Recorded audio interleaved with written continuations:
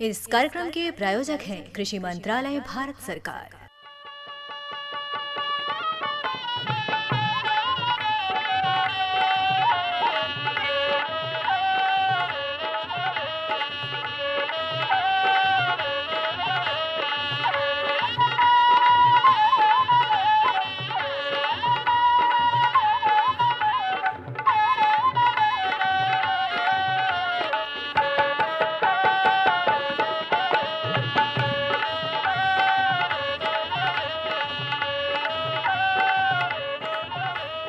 भैया बोला जय जवान जय किसान। नैना बहन, हाँ भैया। देखा हमन का बैठकी एकदम समय से शुरू हो गईल बा। और जब अपने बैठकी का डुडुगी बाजेला ना तो सबके मन में जिज्ञासा रहेला कि अपने आज के बैठकी में कौन कौन जानकारी गठियावल गईल बा। बिल्कुल सही बात। देखा भैया, आज अपने बैठकी में उन्नत बीज से अपन खेत का पैदावार कैसे बढ़ावल जा सकेला ए पर चर्चा करल जाई। बैठकी की विशेष क्रम में लौकी और करेला में सामयिक देखभाल कैसे करल जा सकेला ए विषय पे भी प्रगतिशील कृषक राजेश्वर प्रसाद भैया से देखा आपका बात कही बा ओके भी सुनल चाहिए। बिल्कुल। और ये सब के बाद जन बा क्रम होला एगो मनफेर का। तो देखा आज के बैठकी का समापन इंद्रासन कुमार और संघाती लोगों का गावल एगो दादरा से करावल जाई। और देखा नैना बहन, आजकल के मौसम का मिजाज जन बा समझ के परे बा। अब ही देखा 3-4 दिन पहले देखा कितना प्रचंड गर्मी पड़त रहे, लू चलत रहे, लेकिन 2-3 दिन से देखा थे कि तापमान में काफी गिरावट आयल बा। बिल्कुल। अब आज के तापमान का बात कल जाए तो आज देखा न्यूनतम 24 डिग्री सेल्सियस बा और अधिकतम 35 डिग्री सेल्सियस रहल बा। बिल्कुल। ऐसने में आज के बदलत परिवेश में खेती किसानी में लागत कम करब बहुत जरूरी हो गईल बा। बिल्कुल। रासायनिक खाद और दवाई के बढ़त कीमत किसान पर बोझ डाल रहल बा। बिल्कुल बोझ डालत बा। और देखा ये स्थिति में जन बा संतुलित खाद और जैविक उपाय अपनावल बहुत जरूरी बा। मिट्टी जांच करा के सही पोषक तत्व के इस्तेमाल कईल हमेशा फायदेमंद होला। और सही समय पर बुआई और सिंचाई से भी लागत कम हो सकेला। समूह में देखा संसाधन, समूह का मतलब देखा एफपीओ है, अपन किसान उत्पादक संगठन, के माध्यम से भी जन बा संसाधन उपयोग से जन बा खर्चा के घटावल जा सकेला। और देखा भैया, सरकारी योजना के लाभ उठावल भी किसान खातिर बहुत जरूरी बा। एक तरीका से लागत कम करके मुनाफा बढ़ावल जा सकेला। पढ़ाई लिखाई के बाद आधुनिक तकनीकी के इस्तेमाल जरूरी हो गईल बा। नया ज्ञान किसान के खेती में सुधार लावे में मदद करला। बिल्कुल। और देखा कृषि यंत्रण के प्रयोग से जन बा समय और मेहनत दोनों बचेला। ड्रिप हो या स्प्रिंकलर सिंचाई, ऐसे जन बा पानी में बचत होखेला और तकनीकी जानकारी से रोग और कीट नियंत्रण जन बा वो आसान हो जाला। और देखा मोबाइल और इंटरनेट के माध्यम से भी किसान भैया लोग देखा नई नई जानकारी पावत हुन और ओकर उपयोग भी करत हुन। ऐसे का उत्पादन बढ़े के साथ गुणवत्ता भी बेहतर हो जाला। बिल्कुल। शिक्षित किसान आज खेती के नया दिशा दे रहल बा। अधिक उत्पादन खातिर सही किस्म के बीज बहुत जरूरी होला। उन्नत बीज रोग प्रतिरोधक और अधिक उपज देवे वाला होखेला। और ये बीज जौन बा नैना बहन, ये कम समय में तैयार होकर के किसान के फायदा पहुंचावेला। अच्छा बीज से फसल की गुणवत्ता भी बढ़िया होखेला। और देखा बाजार में अच्छा दाम मिले से आमदनी जब बढ़ जाई। और बीज चयन जन करे के चाहिए वो सोच समझ के करे के चाहिए, ताकि जन बा देखा स्थानीय मौसम के अनुसार बीज चुन करके जन बा कई तरीके का फायदा लिहल जा सकेला। देखा भैया, ऐसे खेती में सफलता सुनिश्चित हो सकेला। गुणवत्ता युक्त उपज खातिर संतुलित पोषण जरूरी बा। सही खाद पानी और देखले से फसल मजबूत बनत बा। जैविक खेती से माटी के उर्वरता बरकरार रहेला। बिल्कुल। और देखा कीटनाशक से सीमित उपयोग स्वास्थ्य खातिर भी ठीक बा। और फसल कटाई और भंडारण में भी सावधानी बरतल बहुत जरूरी बा। ऐसे देखा अनाज की गुणवत्ता खराब ना होके और बाजार में अच्छा उत्पाद के हमेशा मांग रहेला, तो हमेशा अच्छा उत्पाद वहाँ पहुँच भी सकेला। और ए तरह से देखा किसान भैया लोग अपन लागत कम करके जन बा बढ़िया उत्पादन करें और बढ़िया उत्पादन करके फिर आमदनी भी कमा सकेलन। और देखा चलो भैया, उन्नत बीज खेती के आधार मानल जाला। ई बीज वैज्ञानिक तरीका से तैयार कयल जाला। ऐसे फसल में उत्पादन में काफी बढ़ोतरी होखेला। उन्नत बीज रोग या कीट के खिलाफ मजबूत होखेला। कम समय में अधिक उपज देवे में सक्षम भी होखेला। बिल्कुल। और देखा जब ऐसा बात कहत हैं तो कहल जाला ना कि कीटनाशक के सीमित उपयोग स्वास्थ्य खातिर भी ठीक बा। फसल कटाई और भंडारण में भी सावधानी रखल जरूरी बा। और देखा कहल जाला ना कि बाजार में जब अच्छा दाम मिलेला तो किसान के ई बीज कम पानी में भी अच्छा उत्पादन दे सकेला। नया किस्म के बीज से जोखिम भी कम हो जाला। सरकार और कृषि विभाग भी यही के बढ़ावा दे रहल बा। किसान के चाहिए कि प्रमाणित बीज के उपयोग करे के चाहिए।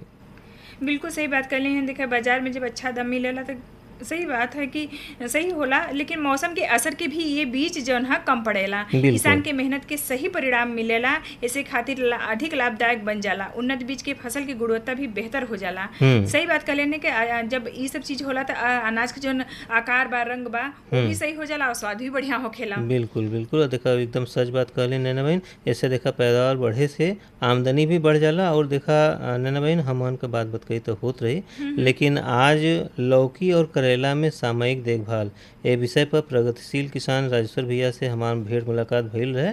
और हम तो कहत हईन कि ई जौन बात कही बा हमरे साथ साथ जौन बा बैठकी के अन्य लोग भी सुने लो। तो चलो सुन लेवल जाए। किसान भाइयों बहनों, ये भीषण गर्मी में और बढ़त तापमान में खेती किसानी आसान न रह गईल बा, लेकिन हमार किसान भैया लोग हिम्मत ना हारत बा। सुबह सवेरे या संझा के ठंडा समय में खेत में काम करके उ लोग अगेती सब्जियन के तैयारी में भी जुट गए हुए। आज हमन के साथे दुद्धी ब्लॉक के कोल्हिन डुबा ग्राम के प्रगतिशील किसान राजेश्वर प्रसाद जी आकाशवाणी स्टूडियो में आयल हुए। और ई जौन बा कई साल से अगेती सब्जियन के व्यावसायिक खेती करके बढ़िया मुनाफा कमा रहल बाड़न। अब हमहन भी जानल जाए कि ये गर्मी में खेती कैसे करल जाए और कैसे अगेती सब्जियन का खेती करके जौन बा व्यावसायिक रूप से जोड़ल जा सके। तो राजेश्वर प्रसाद जी, आकाशवाणी स्टूडियो में आपके हार्दिक स्वागत बा। जी स्वागत। पहले तो ये बतावें कि ये समय खेती में का लगल बा? वर्तमान में करेला, लौकी, झींगी, नेनुआ और मिर्च, बैगन, सारी सब्जियां लगभग हम लगाए हैं। अच्छा और निकल भी रहा है जी। तो अभी मतलब बाजार में जा आना जाना लगा हुआ है। तो काफ़ी अच्छा आप काम कर रहे हैं। और एक चीज़ और जानल जाए राजेश्वर भैया कि कैसे अगेती खेती के अगर करल जाए, अगेती खेती का अगर विचार बा तो इस समय कौन कौन सब्जियन के खेती करल जा सकेला? अभी वर्तमान में हम मतलब करेला और लौकी का 15 मई तक बीज लगाने का तैयारी में जुटे हुए हैं। और इसमें 100% रेट मिलने का चांस है। अच्छा अच्छा। जी। मतलब बढ़िया दाम मिल सकता है अगर समय पे पहुंच जाए तो। और तो एकरे बदे कुछ तैयारी कुछ खास कैलन, जैसे खेत की तैयारी वगैरह? खेत अभी मतलब जुताई कुड़ाई 2-3 चक्कर कम से कम गर्मी में पूरा उसका जुताई कुड़ाई उल्टा पलटा मिट्टी हो जाने से ना उसमें मतलब उसका जड़ और बढ़िया विकास करता है और पौधा अच्छे से चलता है। अच्छा अच्छा। तो मेन खाद के कौन व्यवस्था? खाद ज़्यादा करके गोबर का खाद भी दिया जाता है और ये रासायनिक वगैरह भी दिया जाता है। तो हम लाइन में जिसे देते हैं, पूरा खेत में नहीं देते हैं। लाइन में मतलब मेड़ से मेड़ की दूरी लगभग 8 फीट रखते हैं बरसात के लिए। जैसे गर्मी में 6 फीट में भी चल जाता है, मगर बरसात जब गिरने के बाद इसका विग्रस बहुत ज़्यादा पौधा हो जाता है। अच्छा अच्छा। इसलिए मतलब चलने फिरने के लिए आसानी, स्प्रे दवा मारने के लिए, तोड़ने के लिए तो पर्याप्त जगह रहने से अच्छा रहता है। तो राजेश्वर भैया, जैसे इसमें तो काफ़ी प्रतिकूल माहौल चलत बा, काफ़ी तापमान बढ़त बा इसमें, और आगे मई में तो और ज़्यादा तापमान होने की संभावना है बा। तो ऐसे में आप कठिनाई तो काफ़ी हो रहा बा, तो कैसे का करत होने समय वैसे बचे खातिर? हाँ, तो खेती किसानी के भी जोताई कुड़ाई चल रहा है। मतलब वो वाला तो चल ही रहा है जो पहले लगा है हमारा जनवरी में। अब उसको लगे रहेगा तब तक से दूसरा सब्जी मतलब हमारा तैयार हो जाएगा वो निकलने से पहले। अच्छा अच्छा। खत्म होने से पहले जी बाजार में हम मतलब चलते रहेंगे जिसे हर समय। तो एक चीज़ और कि जैसे अभी लौकी और करेला की बात आप कहला कि अगेती के रूप में तैयारी करत है कि, और एकरे तैयारी खातिर जो खेत का तैयारी होला उनमें जैसे पौध से पौध की दूरी, या सबसे पहले तो बतावें कि कौने प्रजाति का आप चुनाव करिए? हम ज़्यादा करके लौकी में हरुणा VNR का हरुणा वैरायटी आती है। उसका साइज मतलब 700 ग्राम से 1 किलो तक रहता है और देखने में बहुत अच्छा लगता है। और उसका बाजार में डिमांड भी ज़्यादा है। अच्छा। और करेला में NT-77 है। अच्छा अच्छा। इसका भी मतलब बहुत अच्छा फल है। तो प्रजाति के चुनाव की बात हो गई। अब खेत के जो मेड़ की बात होले कि या जो लाइन से लाइन की बात होले या पौध से पौध की दूरी की बात होले, तो एकर व्यवस्था कैसे करत हो? जैसे हम ट्रैक्टर में रेजर मतलब रखे हैं, रेजर से मेड़ बन जाता है डायरेक्ट ट्रैक्टर से, और इसी में मल्चिंग करके 3-3 फीट की दूरी पर एक पौध मतलब ऐसे पौध भी लगाते हैं। जैसे ज़्यादा जैसे लेट होने लगा, जैसे 15 हमारा टारगेट है 15 मई तक लगा देना। अगर उसमें हम लेट होते हैं तो 15 मई तक हम बीज अलग से फिर पौध तैयार करेंगे और मतलब बाद में उसको फिर लगाएंगे खेत में, अच्छा, जैसे अच्छा। ट्रांसप्लांट करेंगे मतलब। हम्म। मतलब हमारा योजना है तो वही रहेगा, अगर थोड़ा हमारा लेट लपेट हुआ लगाने में खेत तैयारी में, हम्म। तो उसको हम पौध थोड़ा सा जगह में नेट हाउस में उसको तैयार कर लेंगे। अच्छा तो अच्छा। 1 माह तक पूर्व ऐसे भी हो जाएगा, क्या कि सिंचाई उचाई भी कम से कम पानी में जिसे वो बच जाएगा, पौधा छोटा छोटा रहेगा। हम्म। और जब तक से जड़ और विकास हो तब तक फिर से हम उसको जो है अपना मेड़ में जहाँ लगाना है वहाँ पर ट्रांसप्लांट कर देंगे। अच्छा अच्छा। इसमें हमारा 1 माह का उसका खर्च जो है पानी का और कोड़ाई स्वाई निराई गुड़ाई का भी हमारा बचत में हो जाएगा। अच्छा अच्छा जी अच्छा। हाँ। तो अभी पानी की बात कर रहे हैं, तो सिंचाई की व्यवस्था के लिए क्या करते हैं? सिंचाई हमारा पानी कम है, इसलिए हम ड्रिप इरिगेशन का मतलब उपयोग किए हैं। इसमें पानी का बहुत अधिक बचत होता है, खरपतवार भी नहीं होता है, जिसे पानी कम से कम बूंद बूंद टपक सिंचाई से होता है, कम से कम पानी में खेती आसानी से हो जाता है। जी जी। लेकिन जैसे ड्रिप इरिगेशन या ड्रिप सिंचाई के माध्यम से आप सिंचाई करत हुन, लेकिन अभी कुछ समय बाद तो बरसातों आई, फिर जी बरसात में हाँ। फिर खरपतवार का तो अइबे करिए मैन, तो ओकर नियंत्रण कैसे करिए फिर? ओकर नियंत्रण के लिए मतलब ड्रिप और मल्चिंग रहता है। मल्चिंग तो पौधा तो 3 फीट करीब रहता है मेड़, वो तो ढका हुआ रहता है, वो कवर रहता है। उसके अलावा जो चलने वाला जगह है उसमें निराई गुड़ाई करवा देते हैं इसे लेबर से। जब मान ला कि खरपतवार नियंत्रण हो गई, ओकरे बाद फिर आवेला कि कीट रोग प्रबंधन। जी तो पहले तो ये बताओ कि कौने कीट का संभावना ज़्यादा रहे लगे? ज़्यादा रस चूसक कीट होते हैं और फल छेदक, तना छेदक भी रहता है कम बेसी। तो इसमें ज़्यादा करके हम लोग जैसे जैविक में भी उपाय है, जैसे फ्रेमेल ट्रैप हो गया, और इसका प्रयोग हम करते हैं। अच्छा। इससे जो है हमारा मतलब जो मक्खी चिपकते हैं उससे अनुमान भी लग जाता है कौन मक्खी लगा हुआ है हमारी खेती में, और उसको नियंत्रण करने में आसानी मिलता है, और बहुत हद तक तो चिपक जाते हैं उसी में। तो नीम के घोल उल का भी इस्तेमाल कर रहे हैं? हाँ अच्छा अच्छा। नीम के भी मतलब नीम आयल का प्रयोग करते हैं। तो बड़ा अच्छा तरीके से भी आप बताओ तुम कि कैसे कीट रोग प्रबंधन करल जा सकेला। और एक चीज़ और भी है कि जैसे अगेती खेती खातिर जन बा सबसे बढ़िया समय कौन रहे के चाहिए? जैसे आप तो 15 मई से 15 जून तक सबसे अच्छा है, सब भाव के उद्देश्य से। वैसे तो पूरा मतलब जुलाई तक लगेगा, मगर जो अच्छा मुनाफा लेना है तो मतलब 15 मई से 15 जून तक बेस्ट टाइम है। अच्छा अच्छा।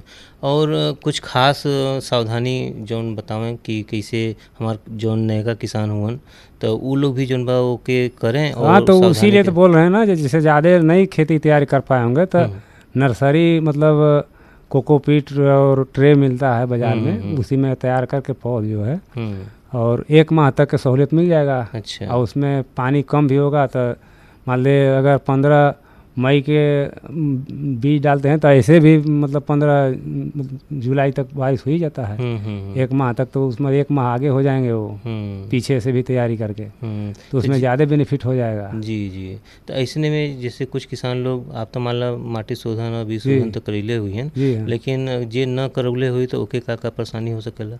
नहीं तो जड़ से संबंधित बीमारी लग सकता है ना, और इसमें गर्मी के इसीलिए जुताई से बहुत ज़्यादा फायदा है। गर्मी का जुताई जो है, जो मई और का जुताई जो है मई जून का, इसमें जो है कीटाणु जो अंदर छुपे रहते हैं उसका लार्वा वार्वा जैसे मर जाते हैं। जैसे मोथा एक घास होता है उसको मतलब जड़ से ही मतलब पनपता है। अच्छा। अगर उसको जुताई गहराई कर दिया जाए तो सूख जाता है, तो बहुत हद तक कम कंट्रोल हो जाता है वो। तो और उसमें पानी जैसे जो बारिश का पानी अगर खेत में मतलब समझ जाए, बाहर ना जाए, उसमें बताते हैं लोग, वैज्ञानिक लोग, हम लोग गए हैं कृषि विज्ञान में भी गए हैं, तो वहाँ बताया जो पहला बारिश का पानी में बहुत ज़्यादा मतलब न्यूट्रिशन वैल्यू पानी के साथ साथ आता है। वो पानी अगर खेत के अंदर रह जाए तो मतलब उपजाऊ भी बहुत पैदावार बढ़ते जाएगा 10-20%। अच्छा। तो इनमें मल्चिंग का भी आप? हाँ, मल्चिंग से टेम्परेचर भी 10% कम रहता है। जैसे मान लीजिए आज 42-44 चल रहा है तो मेड़ के अंदर का मतलब 30-32 से अधिक नहीं जाएगा टेम्परेचर। वो मतलब मॉइस्चर बना के रहता है। ऊपर तो लगेगा जो गर्म है, हाथ डालेंगे नीचे तो एकदम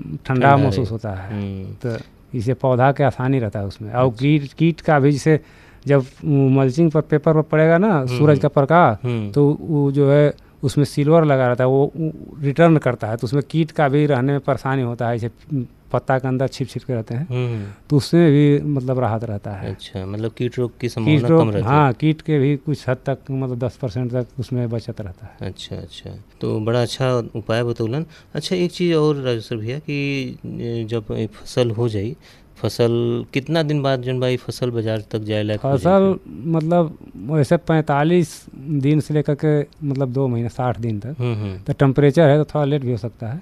अनुकूल समय रहेगा तो 45 दिन में मतलब बाजार जा सकता है। इसे 60 दिन मान के 2 माह पीछे। तो 15 मई के मतलब 15 जुलाई तक ही फसल आसानी से निकल जाएगा।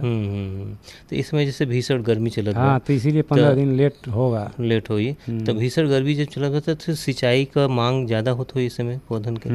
पानी तो चाहिए। तो लगभग कितना की सिंचाई हो जाए चाहिए? सिंचाई तो देखिए अभी तो जड़ जी हिसाब उसी हिसाब चाहिए, तो इसीलिए तो ड्रिप लगाए ना। ड्रिप में पानी जड़ तक हम तो प्रतिदिन दे देते हैं। अच्छा अच्छा। और वैसे आप फ्लड में नहीं दे सकते हैं। अगर 1 घंटा हमको पानी देना है तो 1 घंटा चलाएंगे और सारी पौधा तक जड़ तक पहुंच जाएगा। अच्छा। इसमें पानी की बचत है। मिट्टी मतलब नमी कम से कम जगह जाएगा तो घास नहीं जमेगा उस जगह। उसमें निराई उड़ाई के भी मतलब हमारा जुलाई से पहले सोचना नहीं है कि मतलब ये खरपतवार नियंत्रण के विषय। अच्छा, जैसे फूल से फल तक आवेला। हाँ। तो अगर एक साथ तोड़ के तो ले ना जाए तो बाजारे तक ले जाए का तरीका का बा? कैसे कितना कितना तोड़ के चाहिए उमन से जैसे लौकी तो आप अगर एक बार निकलना स्टार्ट हुआ ना, एक दिन बीच करके प्रतिदिन मतलब जाना है। अच्छा। या तो ज़्यादा एरिया में है तो आज आधा में ले गए, कल फिर आधा में ले जाएंगे, मतलब चलते रहे। मतलब रेगुलर वही तो सबसे इसमें बेनिफिट है सब्जी वाले खेती में। आप जब बाजार जाएंगे तो डेली जाना है। आज भी हमारे पास सब्जी डेली के डेली जा रहा है, मतलब एक दिन भी बीच नहीं हो रहा है। अच्छा अच्छा अच्छा। तो जैसे लागत की बात अगर कर जाए तो शुरुआत में लागत कितना रहल 1 बीघा के हिसाब से, और मुनाफा लगभग कितना हो जाए लगभग? देखिए आजकल वाला में मतलब अधिक से अधिक 70-80 हज़ार तक लागत लगेगा। अगर नया सिरे से ड्रिप लगाएंगे तो मान लीजिए 1 लाख पहुँच जाएगा। मगर इसमें 2 लाख से ऊपर ही मतलब संभावना है। अगर रेट कायदे रहेगा तो 2.5 लाख 3 लाख ही पहुँच जाएगा, मगर 2 लाख से नीचे की बात नहीं है। तो मतलब इतना कम दिन में जो है। अच्छा, हर किसान तो ड्रिप विधि इस्तेमाल नहीं करेला, लेकिन जैसे आप करत हुअन, कई और लोग भी करत हुए, लेकिन बहुत से लोग पास वो विधि नहीं बा भाई। तो फ्लड में भी कर सकते हैं। हाँ, तो ओकरे में का दिक्कत आ सकेला, उससे सावधानी कैसे रखल जा सकेला? उसमें ज़्यादा करके रस चूसक कीट ज़्यादा लगता है। निराई उड़ाई में खर्च कुछ मतलब ज़्यादा बैठता है।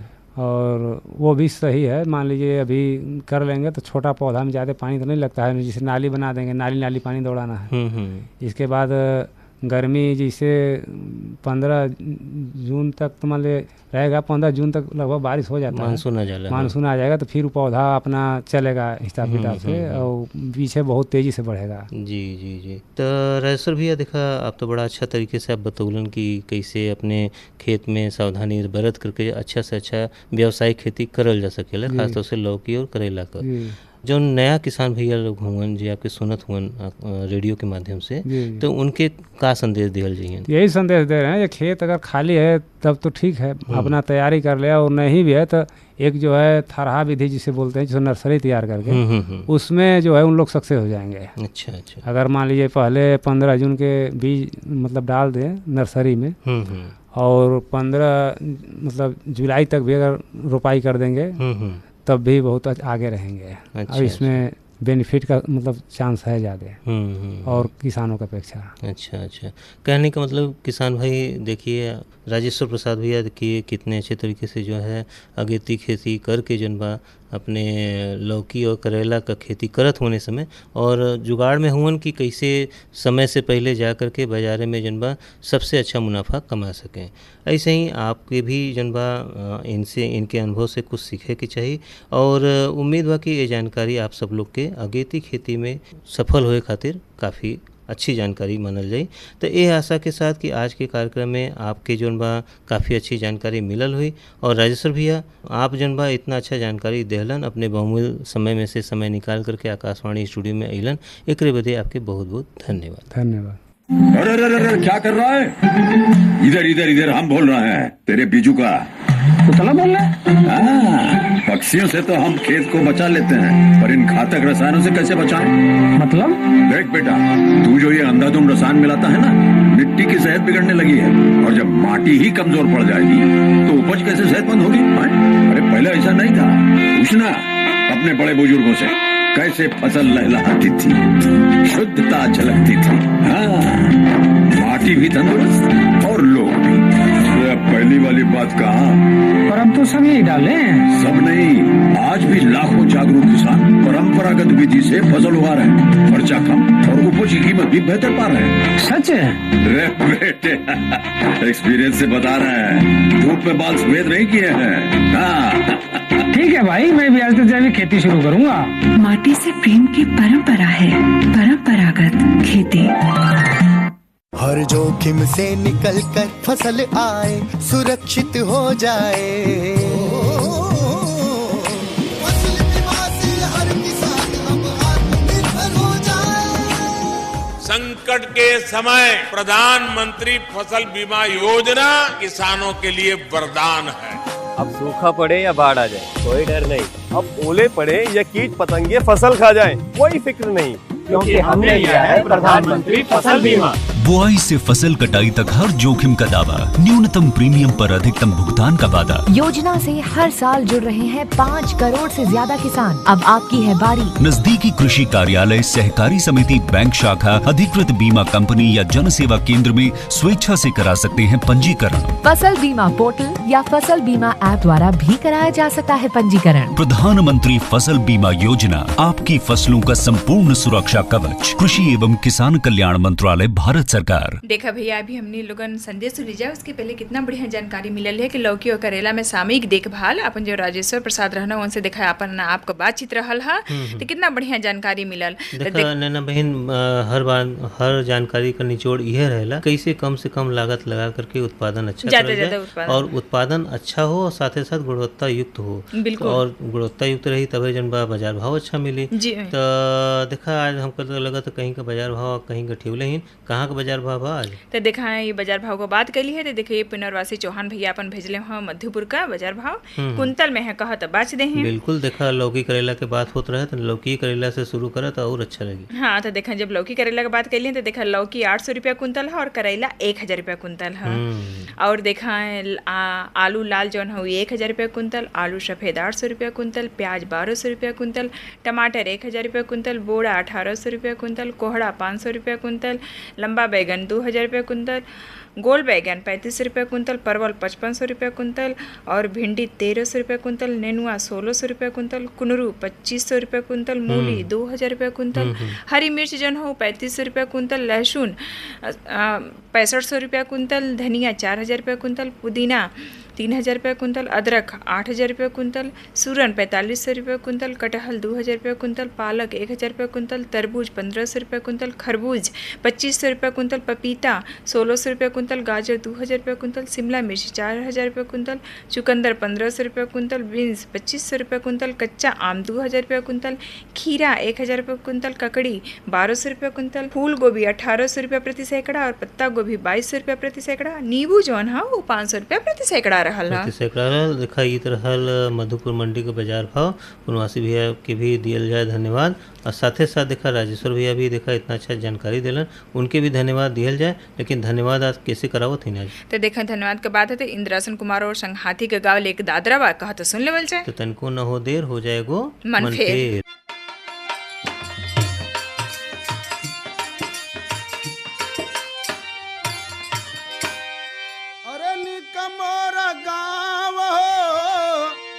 सहरिया से भाइया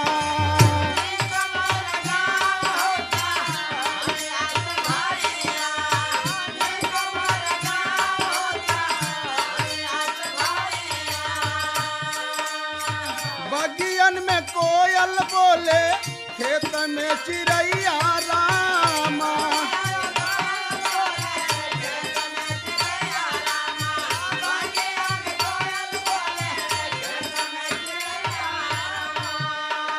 घनन घनन घंटी बाजे, बोले ले रुकैया राम।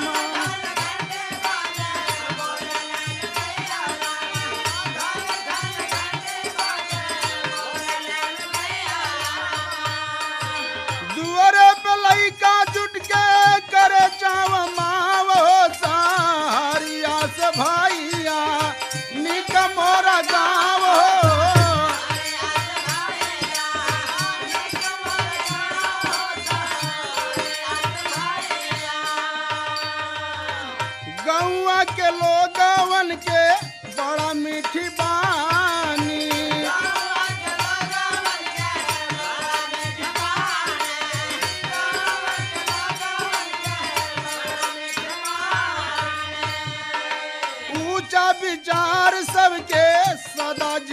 कानी।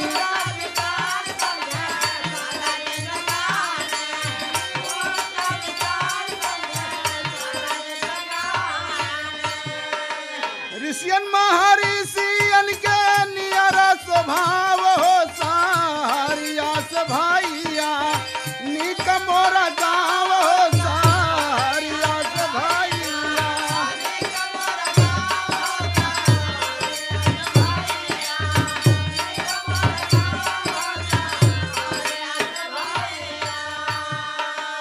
आपस में राखे नहीं कोई कोई से बैर हो।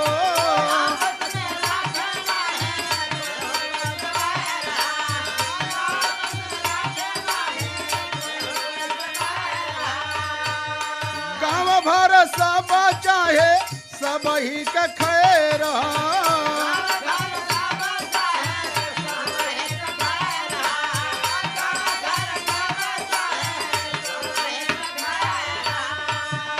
हर लोगवन से रहे सबका लगाव हो सारिया से भाइया निक मोरा गाँव हो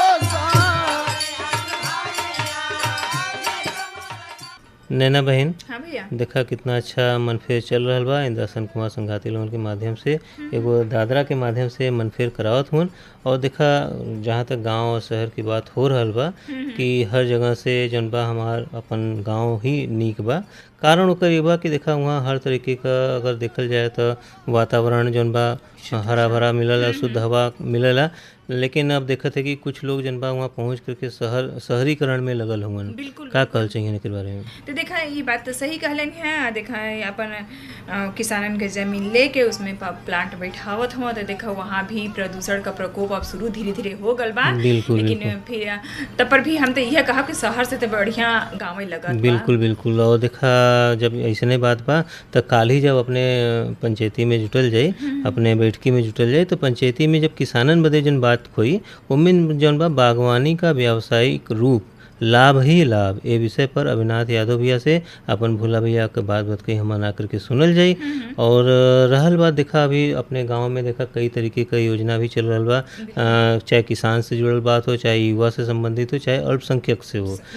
सबके जन बा ये जरूरी बा कि हर योजना के प्रति वो लोग जागरूक रहें, वो योजना का लाभ लें और अपन आगे का जीवन निर्वाह करें। बिल्कुल सही बात कहलेन है। तो हम तो कहते देखा अपन बैठकी समेटे कभी वक्त हो गइल बा तो चल जाए। चला जाए तो भैया बोला जय जवान जय किसान।